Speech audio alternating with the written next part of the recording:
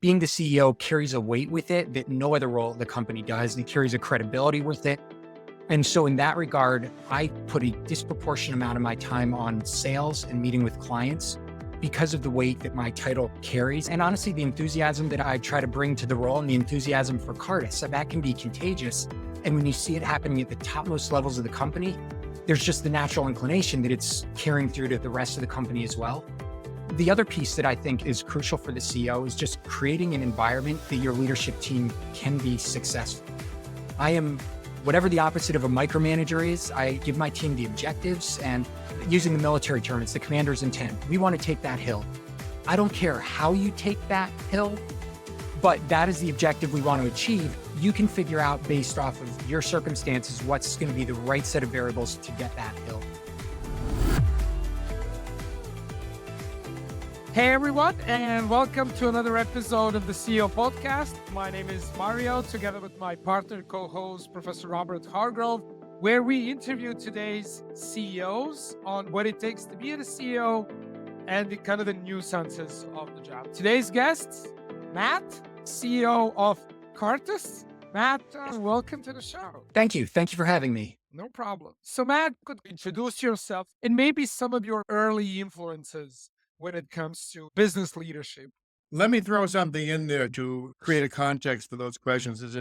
I believe everyone has an origin story, and the origin story is made up of where you were born, or who your parents were, what kind of cultural and family conditioning and childhood influences that made you who you are today. What's your origin story?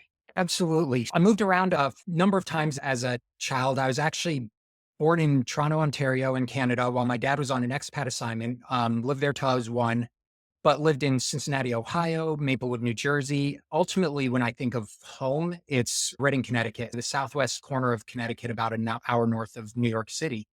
And so had a traditional middle-class upbringing. I've got a younger and older brother. My mom was a teacher. My dad was a commodities broker, and really just a traditional childhood, especially in high school. I loved to run. I did track and cross country. I got lucky enough to be able to do the same at Georgia Tech, where I went for my undergrad. And so really, when I think about early education, it was just, I like to read. I like to play video games. I like to be outside. I like to be a traditional child in that regard. So you came from Canada. You were sharing with us a few minutes ago that you had an expat assignment in Australia. And when I asked you, and prior to the podcast, was it strange to be in Australia? You said it was, no, you felt like the outside. But now I realize that you actually came from Canada and have a Canadian accent. How do you feel about the president-elect saying he's going to acquire Canada, New Zealand, and Iceland as the next 3 states? We'll see. Into the conversation. We will see how that goes, how that works out for him. Okay, that's very interesting. So one thing I really picked up on there is you like to read. You're a reader. Very much. And what's 1 or 2 or 3 books that influenced you or made an impression on you? Did you read any books about leaders? No, especially growing up, I loved science fiction. I read Robert Heinlein and Arthur C. Clarke and all the classics. That's what I enjoyed reading. That's what I still enjoy reading. Philip K. Dick? It's Philip K. Dick, Dandridge's Dream of Electric Sheep, Alfred Bester. I loved all of that stuff. Just voracious. Couldn't put it down. It's really only as I've gotten a lot further into my career that I've steeled myself to read nonfiction, to read business books. And even then, it's mainstream. The Tipping Point by Malcolm Gladwell. Things of that nature are typically what I gravitate to, as opposed to really focusing on business-specific books or any other particular genre. As you can imagine, it gets harder and harder to carve out that time to read also. I try to, before I go to bed, make time to at least get through a chapter or 2, because otherwise with work and family and kids, and it can be hard. It is. Is there any person from history, from a great president or a great CEO or a great scientist, that you would like to be like, who you admire and respect? That I would like to be like. Normally it's who would you like to meet? Who would you like to dinner with? No, honestly, there's a lot of great people, whether it be business leaders or politicians. And I think just getting to a position of respect and getting to a position where you're able to have an impact of that scale, that somebody like a George Washington or an FDR, when you think about the annals of history and some of the wars that the US and that the world have been through, and the leaders in those positions, that to me is fascinating what they had to do in real time, figuring it out and not knowing where any of that was going to lead. It just fascinates me. George Washington created a new country. FDR created an economic bill of rights for all Americans. What about the science fiction angle? A lot of the books that you probably read as science fiction, things in them have become fact.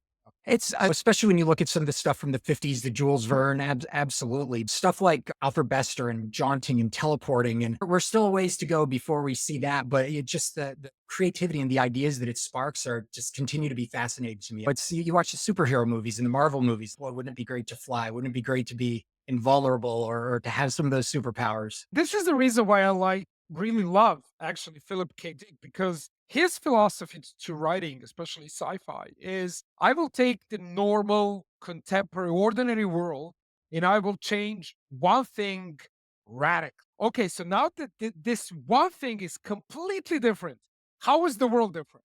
And then he goes and extrapolates. One of my favorite novels is, I think it's called Our Friends from Frolics 8 or Our Friends from Frolics 9.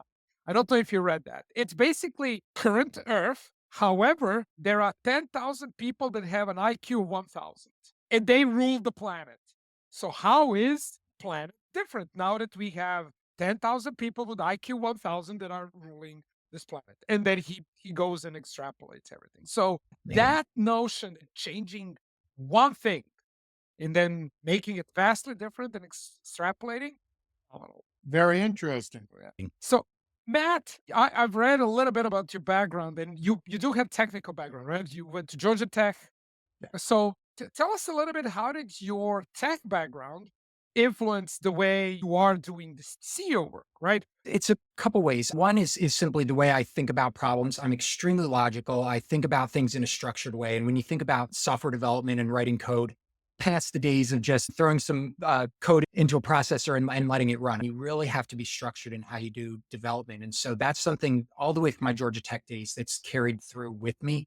It's funny, I couldn't code my way out of a box anymore. I think I could write an infinite loop with a go-to statement, and that's about it. But nowadays, almost any job you have, certainly any CEO or leadership job you have, technology is going to play an integral part of that. And so in my case, it's less about could I do the coding or anything myself versus do I understand the fundamental concept? In particular, we do a lot of agile development. Do I understand the agile concepts? Do I have comfort that the methodologies we're using are going to lead to the desired outcomes, both in terms of time and schedule from the development side, but ultimately the business outcomes? And that's really what's all carried through with me from my time at Tech, is just that those fundamental learnings and concepts and now applying them in different ways in different business scenarios.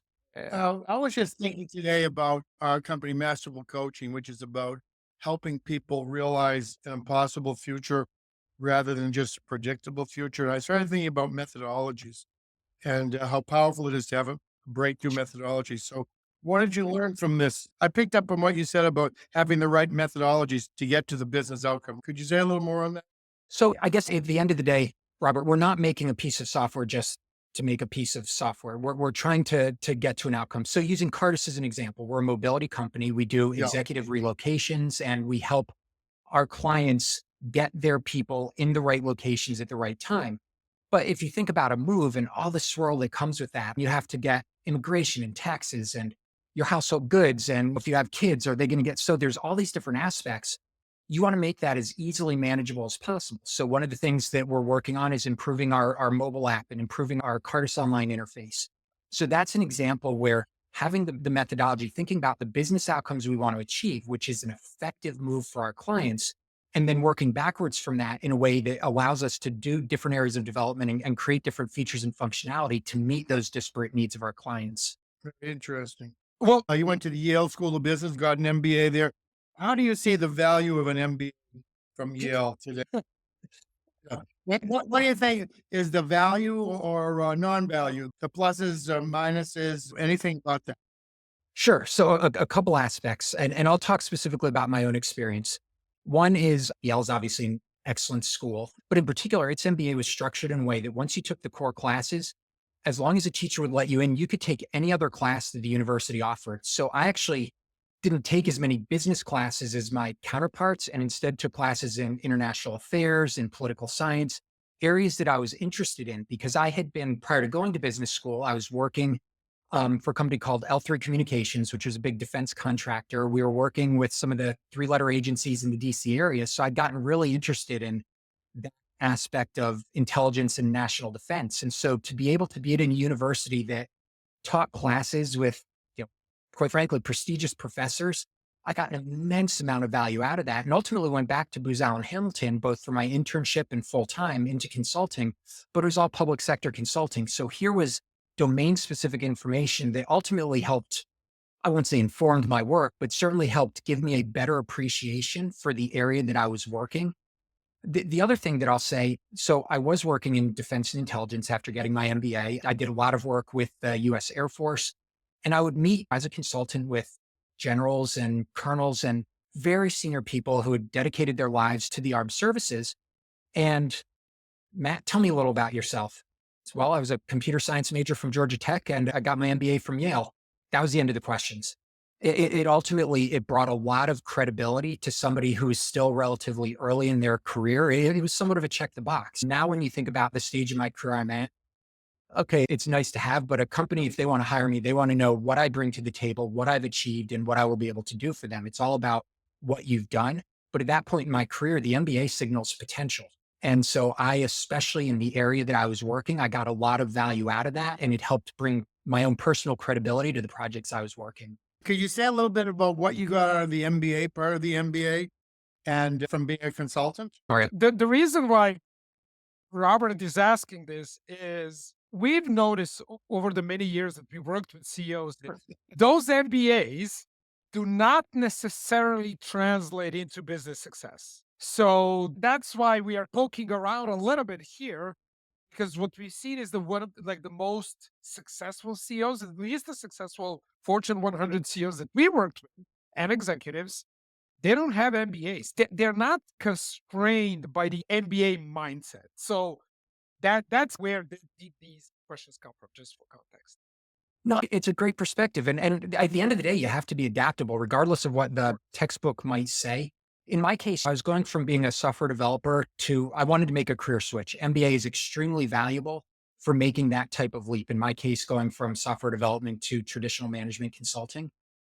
I got a lot out of the strategy pieces. You think of like a traditional Porter's Five Forces, things of that nature, because that has general applicability.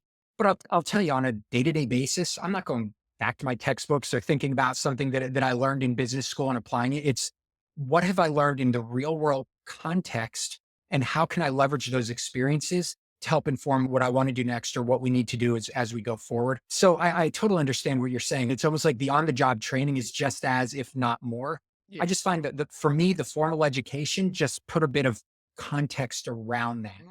What about the consulting? And part of why I'm asking is I have a 16-year-old son who is looking to get into a good college. So your insights about this are interesting. Yeah, with consulting. So it's interesting. I've had two extended experiences in my career where I've had the opportunity just to do a lot of different things and learn from it. So one, just like you're saying, Robert, consulting. It was traditional management consulting just for in the public sector. I did a lot of work, as I said, with Air Force Intelligence, some of the other defense agencies in the DC area, work on different types of projects. So you get a really broad base of exposure. But then the other period for me, when I left consulting, I did what a lot of consultants do, and I went into a traditional industry role, in my case at Equifax, the big credit bureau. And the team that I was hired into was called Enterprise Growth Initiatives. You could think of it as a traditional program management office. It was our goal to execute on the top things that came out of the strategic planning process each year. We were the execution arm of that. But what that meant is I got to play for about 3 years armchair quarterback. I could make recommendations. I was an internal consultant. I could say, here's what I think we need to do to get to these, strategic planning outcomes we're trying to desire.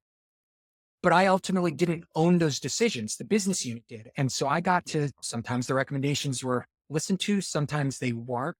But in either way, I got to see how it played out. And so it was just this incredible learning experience. So when you think about years of consulting plus now years of applying that in an industry context of learning, seeing all these different scenarios, because our EGI team supported all the different business units of international, domestic, technology, traditional P&L management. And so I got this incredible general management exposure without necessarily on day one having the responsibility of delivering on that particular outcome. So it's just this incredible learning experience for me. So I'm a huge advocate of consulting and what you can get out of that in terms of then aligning for where you may personally want to go in the future. Yeah. My next question goes a little bit to, let's say, the executive team. So obviously, we mentioned in the beginning you moved to Australia, lived there for a few years, can experience a different culture. There's a saying, you haven't truly lived until you traveled. I don't know who said that. Probably a wise man Very or women. You don't judge. So my guess is your exposure to different culture, just different mindset, different way of thinking and doing things. How did that change the way you see the CEO position? And then extended question is, what would you say to other CEOs when it comes to maybe, experiencing different things or having hobbies? Because being a CEO, very lonely job, right? So can you talk a little bit about that? Absolutely. And I got an enormous amount out of my expat assignment. The role that I was sent over to play, Equifax had acquired Australia and New Zealand's largest credit bureau. And so they asked me and to relocate with my family to manage the integration of that whole Southeast Asia region into Equifax. So it was supposed to be a 2-year assignment. We got the integration done in about a year and a quarter. And rather than repatriate me early, I was asked by Equifax's CEO at the time to remain in the country. I was the sort of senior most person from corporate. We're here to help, but to then run parts of the P&L. And so I literally got to be there in a business context, seeing how things were run, seeing how the managing director of the country was running the bureau, seeing how she was doing it in context of being, very independent and now having to be owned by this global multinational corporation. So back to the comment I just said, I treat everything as a learning experience, watching what people do, why they do it, the decisions they make, and then always questioning, would I do the same thing? Would I do things differently? And so to be able to do that in a global context was just incredibly valuable experience. And so to the second part of your question, Mario, I would absolutely recommend getting as much exposure as you can and getting those different opportunities, regardless of the nature of the business. Obviously, domestic US-based company, you may not have those opportunities, but seeking them out because we are a global economy. There's always going to be upside to having that exposure, to having that understanding and figuring out how you can best position your own company to fit into it. So we began our conversation before we clicked on record about the 100 days, right? So the first 100 days. And this is something that we do ask. So what were your first 100 days at Cartus? So let's say, what were your top one or two initiatives? And what was your vision? And then how did you go about executing it and doing that? So interestingly, Cartus was the first time, any time in changing jobs in my career, I legitimately had 100 days to figure things out, as opposed to you're jumping right into the fire and just have to start executing. So the biggest focus for me was listening and learning. I work with, there's people who've been at Cartus more than 50 years. We're a 70-year-old company and you don't see that type of tenure. I wasn't hired in to be the mobility expert. I don't need to be the mobility expert and I never will. There are people who know our industry far better than I do now and than I ever will. So for me, it was an opportunity to really learn about the business operations, what we do, how we're doing it, and then where the opportunities lie. So that's what my primary focus was. You think about the layers of the onion. I started with my core direct reports and the immediate team. Let's get to know them. Now let's spread out to who are the next people within the business. Cartus is actually a wholly owned subsidiary of Anywhere Real Estate, which is the largest publicly traded residential real estate company in the country. Century 21, Caldwell Banker, Sotheby's, those are some of Anywhere's brands. And the next Great layer of name. the onion. Anywhere Real Estate. It's a great name. It used to be Realogy. They rebranded a couple of years ago, and I think both of them are awesome, very appropriate.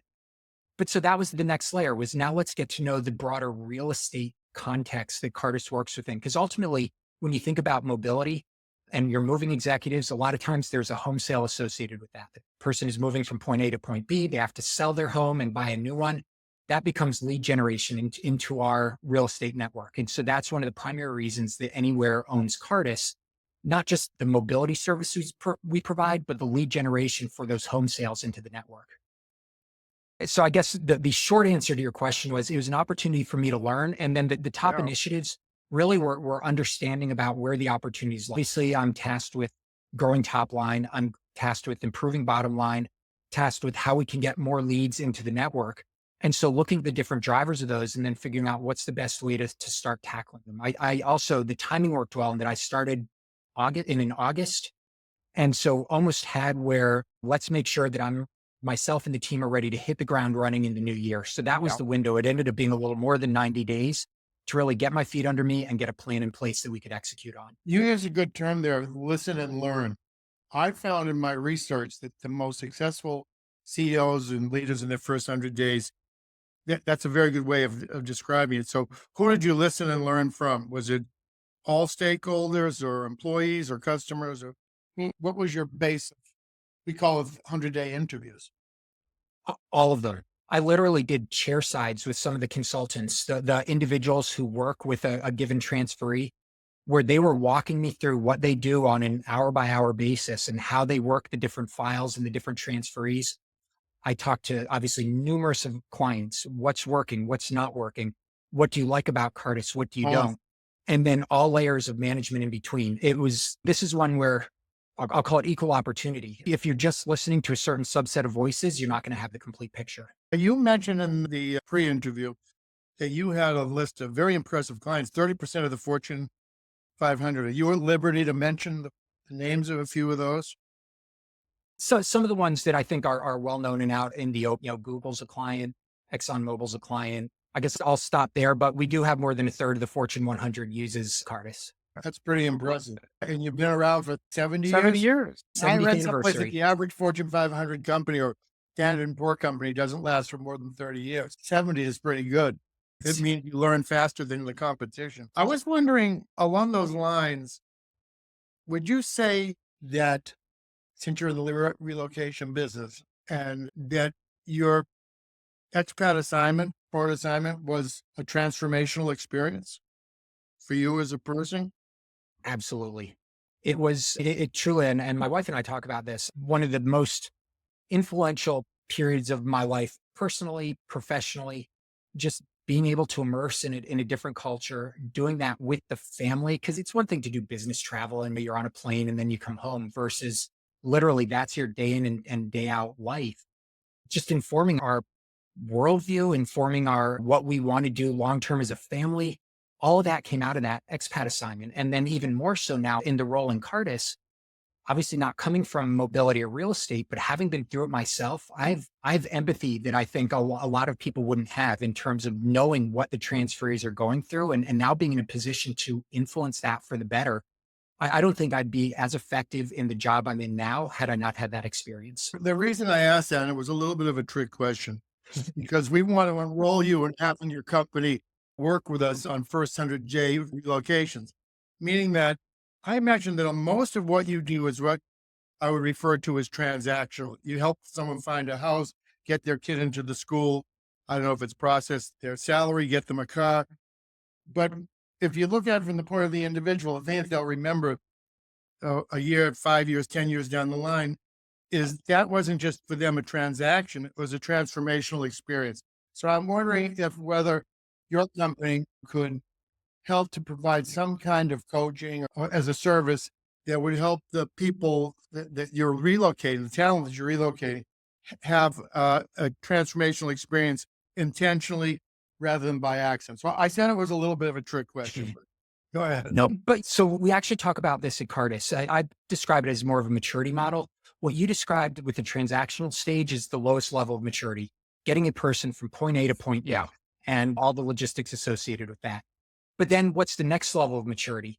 It's, are they being successful in that role? And equally important, are you able to repatriate them? Because the stats would show that a lot of expats and the cost goes out the window because the company knows where they want to send you, but they've given no thought to what their ongoing talent management is and bringing you home.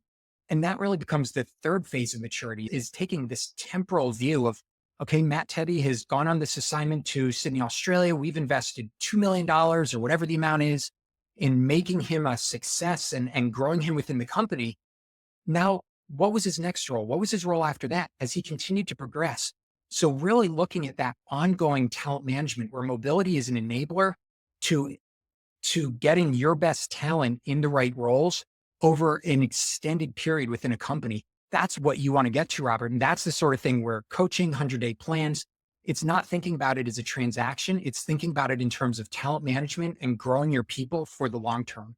And I think that I don't want to call it a program, a coaching experience could really be valuable for that kind of thing.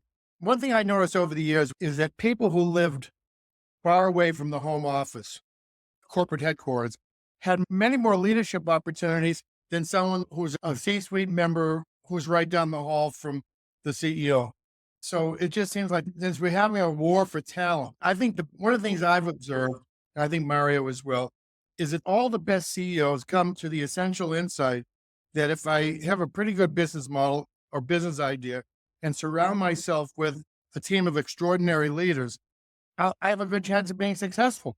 This relocation is a chance to dramatically accelerate people's leadership development, their ability to communicate and collaborate and cooperate with people who have different views and perspectives than theirs, and to actually deliver results rather than spend 3 months working on a PowerPoint presentation with a strategy and budget. You're so spot on, but it comes back to, I'm surprised the number of companies who aren't necessarily looking at it through that lens. And they're viewing it as there's a business problem I need to solve. I need to have a person at point X to solve a problem versus what you're describing, which is the talent management and how I'm using that person and growing that person for the long term. Yes, I get my immediate need met because the person's now in a new location doing what I need them to do. But how do I grow from there? It really takes a progressive HR team to be thinking in that way and a progressive leadership team who's willing to invest in their people in that way as well and not just focusing on the transaction. I would have to say that almost everything in the corporation has been transformed in the last 15 to 20 years, except human resources. The traditional human resource practices have remained pretty much the same, matching talent to job resumes and whatnot. I think we're talking about something potentially new here, but Mario, you take over. Matt, I just wanted to comment. The best way to really learn what is it like to live in a different country is to go every day into the supermarket and observe how locals shop. So I'm from Europe, so from Balkans, mainly from Serbia. I lived in US. I lived in Berlin for a very long time.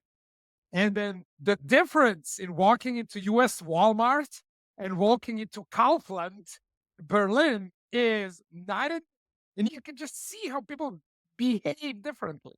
It was always fascinating for me. That's really true.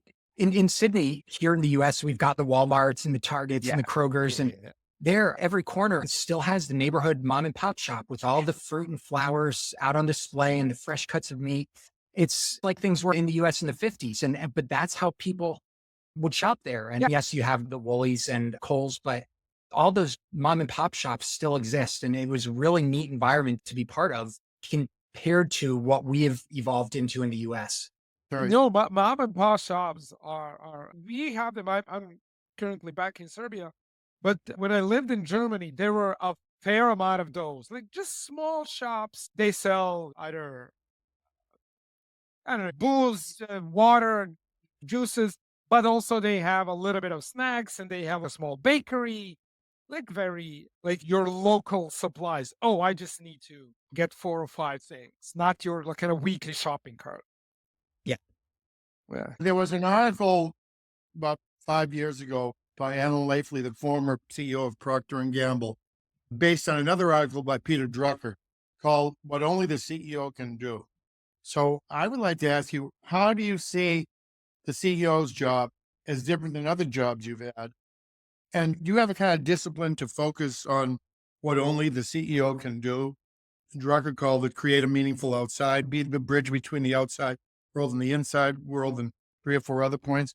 Do you have a discipline to focus on what only the CEO can do, or do you find yourself getting distracted by this and that? I don't see it as being distracted. I think from my perspective and what we're trying to do at Cartus, The handful of things I would say only the CEO can do. One, just in having the title, being, I'll call it the cheerleader for the company, whether that's internally to staff, whether that's to clients. Being the CEO carries a weight with it that no other role at the company Oh, does. It Yeah. carries a credibility Yeah. with it. Yeah. And so in that regard, I put a disproportionate amount of my time on sales and meeting with clients because of the weight that my title carries. And honestly, the enthusiasm that I try to bring to the role and the enthusiasm for Cartus, that can be contagious. And when you see it happening at the topmost levels of the company, there's just the natural inclination that it's carrying through to the rest of the company as well. The other piece that I think is crucial for the CEO is just creating an environment that your leadership team can be successful.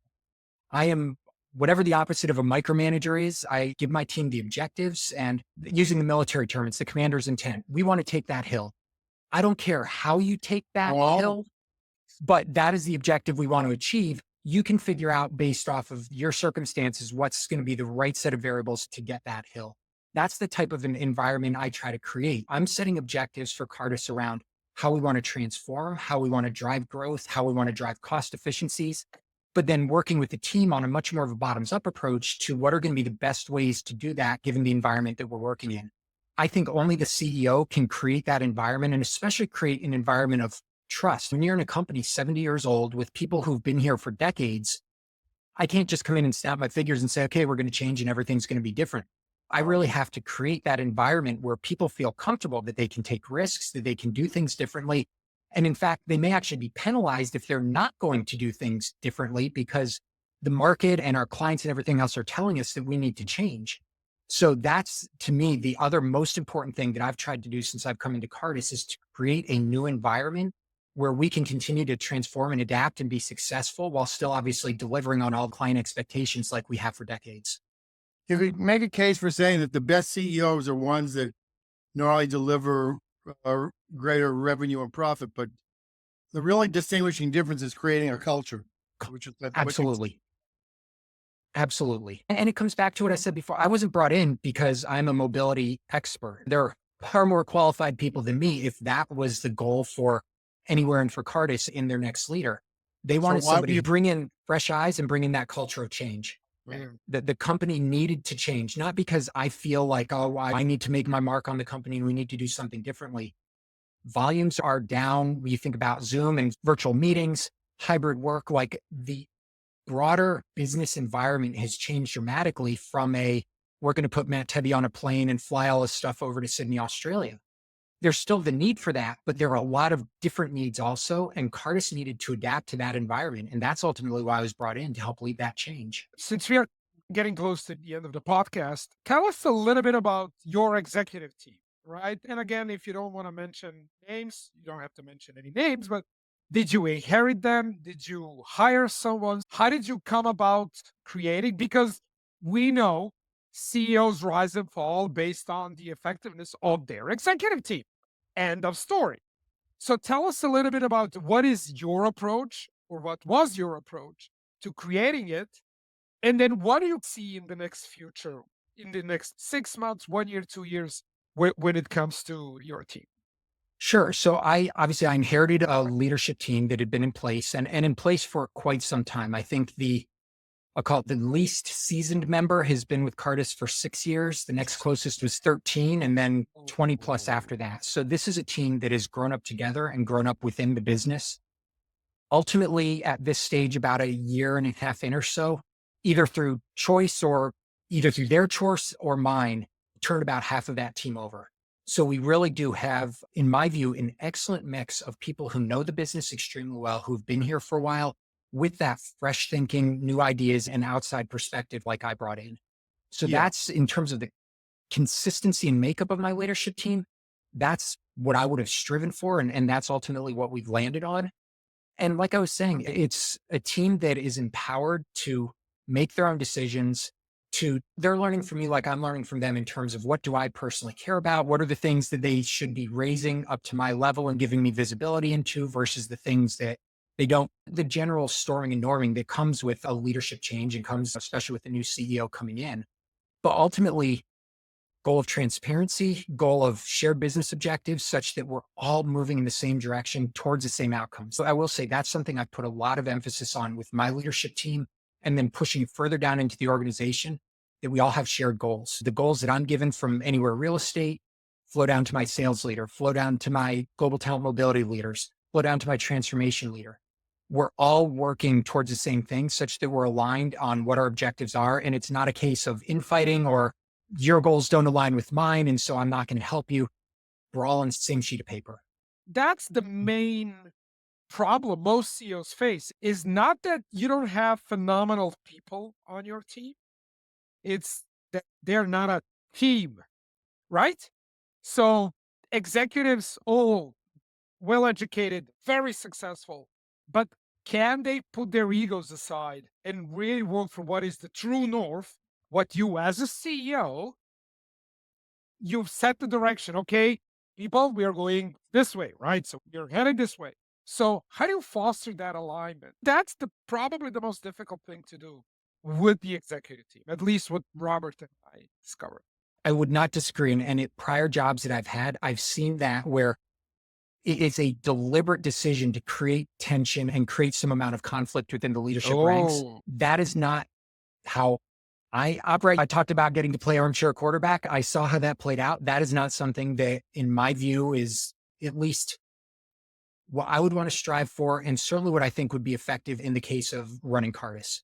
We have to be aligned. I want that camaraderie. It's not to say that we're all going out for beers. In fact, we're a distributed global team, but there has to be respect. And to use Robert's word earlier, that the culture has to be there. And so that is absolutely what I'm trying to foster within my leadership team, within the VP layer beneath them, within the managers and directors beneath them, is the culture of working together, the culture of getting to the objectives that is going to make Cartus a success. I have a string of questions playing in my head. Please.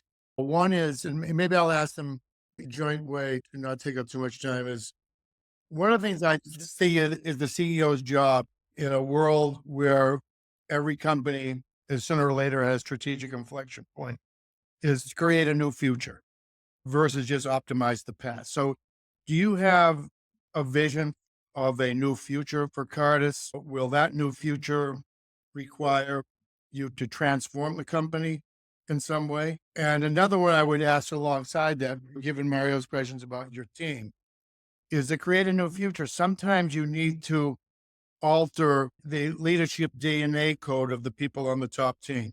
One of my favorite phrases for CEOs and suggestions is hire aberrant geniuses and teach them how to play as a team. I was listening to a video by Reid Hoffman, founder of LinkedIn, founder of Greylock Capital, the other day. He made a couple of very interesting statements I just throw in here like salt and pepper. He said, I spent all of my career looking for ideas that will give me and my company a massive competitive advantage, looking for ideas that will transform industries. I think maybe if I was ever happened to be in a position of our business massive coaching a guy like you, I think these were some points that I would probably try to alert you to. So what's your reaction? Absolutely. So we are through year one of what I would describe as a 3-year transformation for Cartus. That was back to the question of post 90 days. That's what we launched at the start of this past year, 2024. Started with process and low-hanging fruit. Just why are we doing what we're doing? What can we stop doing? What can we automate? What can we offshore? What can we do just to make our business operations better?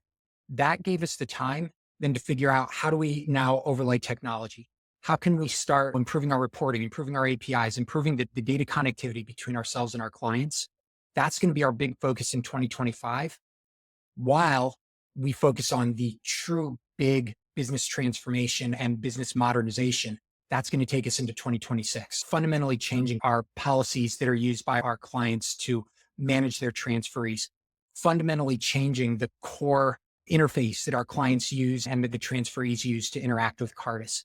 So it's a kind of crawl, walk, run approach, and based off of capital, based off of all these different constraints, but in a constrained 3-year period where at the end of that 3 years, at the end of 2026, Cartus, in my opinion, we already don't look like the Cartus that I inherited a year and a half ago.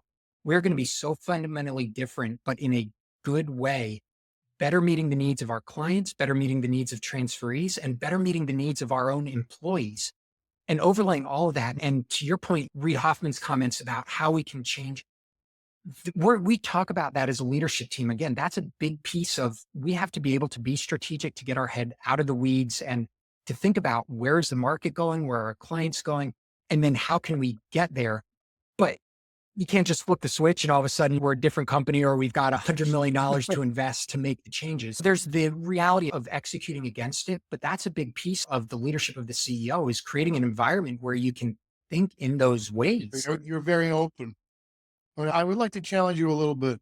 One of the things I didn't mention that Reid Hoffman said was he'd like to hire people that added to the company's DNA code, that helped them to create a new future. There's two ways people handle the future. One is standing in the present and walking toward the future, those 3 steps that you said. The other is standing in an impossible future and thinking backward to the present, engineering your way back to reality. So as you were speaking, I was thinking of asking you, do you think you've got the right approach? I do. We've done that visioning. And in fact, we have some really cool visuals from our marketing team taking this true ideal future state. But there's the, what is it? The analogy of the rubber band. There's where you are and where you want to go. And they're connected by a rubber band. And so creative tension. Yeah. And so if you're not fixed on where you want to go, it's going to keep working its way back to where you're at now versus that stays fixed and everything keeps moving forward. That's what we're trying to do at Cartus, is keep our future state fixed, that vision of what we want to be and where we want to go. And now it's the act of executing, because I guess, in not pushback to your comment, but it's easy in my view to create a compelling vision. It's a lot harder to execute in a way that allows you to achieve it. And that's what we're focused on, is day in and day out, is execution. Right. One last question. Have you ever worked with a masterful coach? I have not. I've had coaches in my career. I've not worked with, I'll call, formal capacity. Okay, Mario, last question. So, Matt, as we are getting to the end of the podcast, any last words, any comment? Yeah. Well, one, just again, thank everybody for having me. This has been a tremendous opportunity. I'm really grateful that you reached out and gave me the opportunity to speak with you.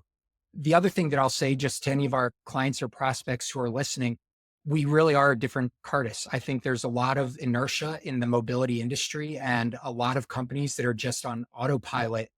And we are incredibly excited about what we're doing, how we're changing how Cartus operates, how we're changing the outcomes for our clients, and most importantly, how we're making better outcomes for your transferees who are moving. And so I'm just excited to have had the opportunity to talk about that and to put it in the business context that this podcast provided. So thank you. No problem. Everyone, thank you so much for listening. This was Matt Tebbe from Cartus. Matt, thank you so much for being our guest. This was a very pleasant conversation for all of us. And for all of our viewers, thank you for watching. Until the next time.